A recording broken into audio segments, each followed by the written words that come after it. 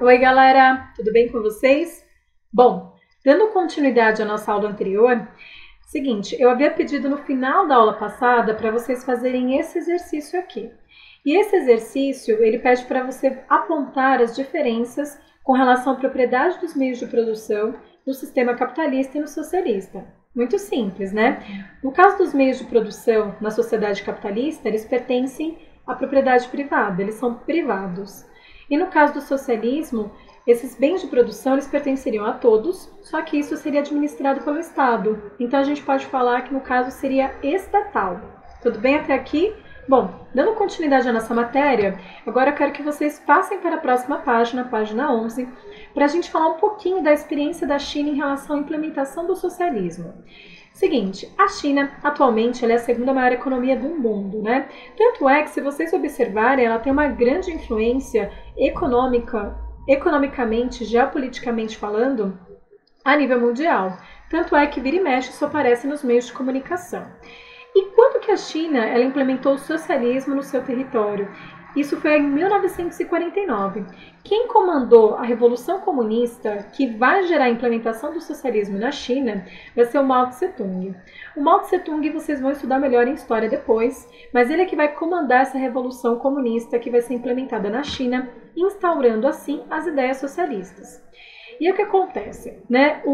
A partir do momento que isso é feito, a China vai estatizar os meios de produção, ou seja, tudo passará a pertencer ao Estado, assim como também vai ter uma planificação da economia. O Estado vai decidir o que vai produzir, a quantidade que vai produzir, a fim de atender a necessidade das pessoas. Tudo isso vai ser realizado, certo? Bom, Mao Tse-tung ele morre em 1975. Uma coisa que vale a pena a gente comentar, no caso da China, as decisões políticas, assim como todos os projetos econômicos, eles vão ser muito centralizados no papel do Estado. O Estado é que vai decidir tudo isso.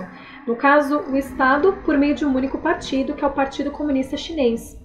E aí, tanto esses projetos, né, políticos e econômicos, assim como também os dirigentes, eles vão ser escolhidos pelo Estado. Essa é uma característica que a União Soviética também já fazia. Então, assim, quem escolhia os dirigentes eram os próprios integrantes do Estado. Isso vai acontecer também bastante na China. Tanto é que, com a morte do Mao Tse-tung, em 75, o Partido Comunista Chinês ele vai indicar o Deng Xiaoping para poder administrar a China. E aí o que acontece? O Deng Xiaoping, visando o crescimento da economia, ele vai implementar em 1978 as zonas econômicas especiais, que vão ser mais conhecidas como ZEs. E ele vai então fazer isso da seguinte maneira, ele vai abrir toda a parte leste do país. Por que a parte leste? Porque é a área próxima ao litoral, para que empresas estrangeiras se instalem nessa região. Então ele vai atrair esse capital estrangeiro e para atrair esse capital ele vai fazer o quê? Ele vai abaixar os impostos ou até mesmo isentar as empresas da cobrança de impostos. Ele vai conceder terrenos para que essas empresas construam filiais nessa área da China. Ele vai também oferecer uma mão de obra em grande quantidade. A gente está falando então do país mais populoso do mundo. E além dessa mão de obra em abundância, também bastante barata. Então os salários chineses eles são bastante baixos. Isso tudo é controlado pelo Estado. E fora isso, uma flexibilização de leis trabalhistas e também de leis ambientais.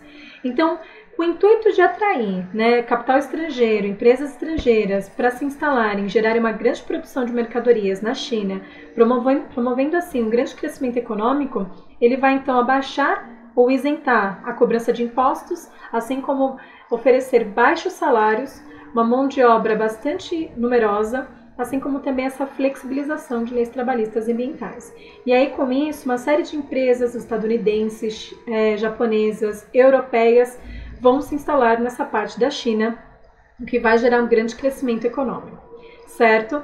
Bom, a China, então, como a gente pode perceber, ela vai ter, em alguns aspectos, moldes socialistas, né, e em outros moldes socialistas. Então, quando a gente fala desse Estado centralizador, onde todas as decisões são feitas pelo Estado, a gente está falando de uma característica do sistema socialista, assim como a União Soviética também fazia.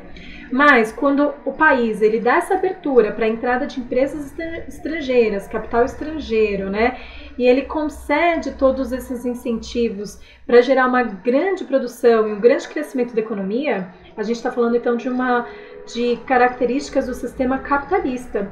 Então a China, ela é conhecida como um país com características híbridas. Híbridas em que sentido? Por um lado, ele mantém, né, características do regime socialista e, por outros, características do regime capitalista. Na verdade, a China, ela é conhecida como um socialismo de mercado por conta dessa questão. Tudo bem até aqui? Bom, a gente então finalizou o tema 1 da apostila e na próxima aula, então, a gente continua a nossa matéria com o tema 2.